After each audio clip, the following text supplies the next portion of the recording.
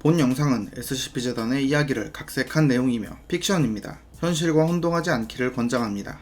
제2차 세계대전이 한창이던 1941년, 당시 프랑스와 네덜란드마저 제압해버린 독일을 상대로 유일하게 대항한 영국은 독일 해군의 동태를 살피고 있었습니다. 그리고 독일 해군의 대형 전함 비스마르크가 출항하자 영국 해군은 즉시 비스마르크 함선을 추격했고, 그렇게 1941년 5월 18일부터 27일까지 벌어진 일명 비스마르크 추격전으로 인해 영국 해군이 비스마르크 전함을 격침시켰습니다. 여기까지가 모두가 알고 있는 공개된 역사적 사실입니다. 그런데 SCP-재단은 전함 비스마르크가 만들어지기 시작한 1937년부터 제작에 사용된 물질이 특이하다는 걸 알게 되었고, 이후로 줄곧 지켜보며 조사했었습니다. 그리고 비스마르크 전함을 SCP-4217이라고 지정했습니다. 기괴한 도서관 SCP-재단 시리즈 지금 시작합니다.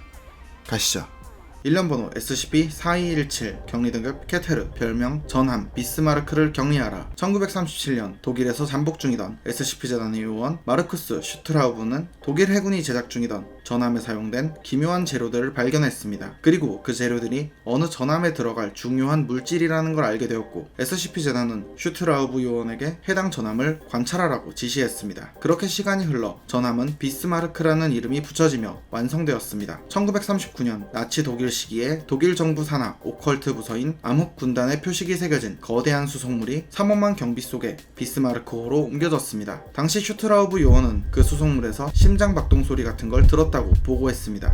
이후 조사 결과 SCP-4217 비스마르크호는 변칙적인 기술이 다수 사용된 전함이라는 걸 알게 되었습니다. 선체 바깥쪽에 새겨진 기묘한 심볼은 평소엔 보이지 않지만 함선이 피해를 받을 경우 그 피해량을 감소시키기 위해 심볼이 빛을 내며 활성화되었으며, 비스마르크호를 중심으로 반경 20km가 넘는 범위의 사이오닉 장을 발산하여 접근하는 적군이 자신들의 아군 함선을 비스마르크호로 보이도록 환각을 유발하여 자멸을 유도합니다. 뿐만 아니라 마치 상처난 피부에 새살이 돋아나는 것처럼 비스마르크호의 외벽이 손상되었을 경우 자가 복구가 가능했으며, 비스마르크호에서 사용하는 포탄에는 돌연변이를 유발하는 기체가 포함되어 있어 적군에게 사용 시 포탄이 떨어진 곳 근처에서 기체에 노출된 병사는 온몸에 털이나 깃털, 비늘이 자라나며 여러 명의 희생자들이 서로 뒤엉켜 융합된 채 사망하는 것으로 알려졌습니다. 비스마르크호의 변칙적인 특성과 위험성을 인지한 SCP-재단은 O5 평의회의 지시하에 해당 전함을 무력화시키려고 시도했지만 모두 실패했고, 시간이 흘러 1941년 5월 27일 독일의 전함 비스마르크는 SCP-재단의 협력을 받은 영국 해군에게 집중 공격을 당했고, 게다가 비스마르크호 내부에서 포탄이 터지면서 비스마르크호의 승무원들이 배를 버리기 시작했습니다. 그리고 계속된 공격에 의해 비스마르크호는 결국 침몰했습니다. 그렇게 SCP-재단은 SCP-4217이 완전히 파괴되었다고 생각했었습니다.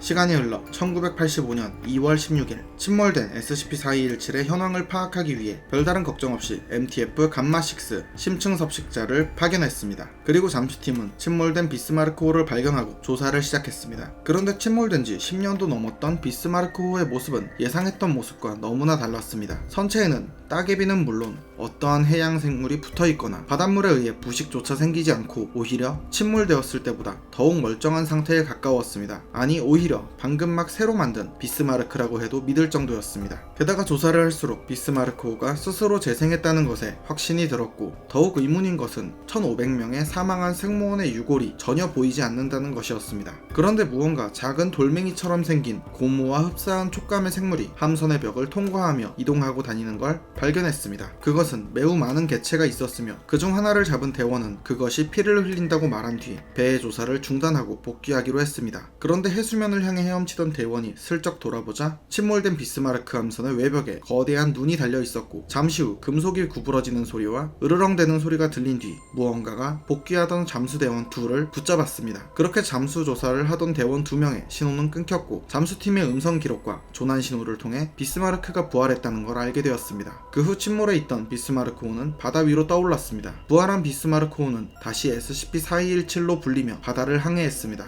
SCP-재단에서 조사와 격리 절차를 만들 때까지 SCP-4217은 여객선과 화물선 등을 공격했었습니다. 현재까지 파악된 SCP-4217의 상태는 크게 두 분류로 나뉩니다. 스스로 재생과 접근하는 적을 포격하는 전함 비스마르크를 SCP-4217A로 부르고, 내부에서 활동하는 거대한 문어나 오징어와 같은 두 종류형 생물을 SCP SCP-4217B로 부릅니다. SCP-4217A의 외부에는 한 쌍의 문어와 닮은 눈이 달려있고 100에서 200m 길이의 촉수가 달려 있습니다. 이러한 외형은 자유자재로 감추거나 노출하는 것으로 보입니다. 평상시엔 수심 500m에서 1100m 지점에서 바닷속에서 머무르고 있으며 일정한 거리의 영역을 탐사하며 자기 영역에 누군가 접근하면 바다 위로 떠오른 뒤 공격을 하거나 2주에서 11개월 정도의 불규칙적인 주기로 수면으로 올라와 공격적인 모습을 보이기도 했습니다. SCP-재단은 크고 작은 사고로 인해 지금 바로 병력을 보내기 힘든 상황이었기에 외부의 용병을 섭외하던 중 초자연적인 존재들을 물리적으로 제압하는 것에 특화된 특수부대 초자연 도서관 연합 일명 초도연에 연락했고 그곳의 엘리트 대원 미스터 B와 팀원들이 SCP-4217로 향했습니다. 미스터 B는 해수면에 떠오른 SCP-4217의 사정거리 바깥에서 고속이동 외골격 비행장비를 이용해 순식간에 갑판 위로 이동할 수 있었고 외부의 촉수와 포탄의 공격을 피해 함선 내부로 돌격했습니다. 안쪽으로 들어서자 기다렸다는 듯 거대한 촉수들이 팀원들을 향해 달려들었고 가까스로 촉수를 막아낸 미스터 B를 제외한 나머지 팀원들은 촉수에 붙잡힌 채 어둠 속으로 끌려갔습니다. 미스터 B는 만만한 상대가 아니란 것을 깨달았고 조심스레 더 깊숙이 안쪽으로 들어갔습니다. 그리고 중앙 통제실로 보이는 공간에서 마치 선장과 같은 느낌을 주면서 사방으로 촉수를 뻗고 있는 SCP-4217B를 마주치게 됐습니다. 그리고 두말할 필요도 없이 미스터 B와 SCP-4217B는 서로를 공격했습니다.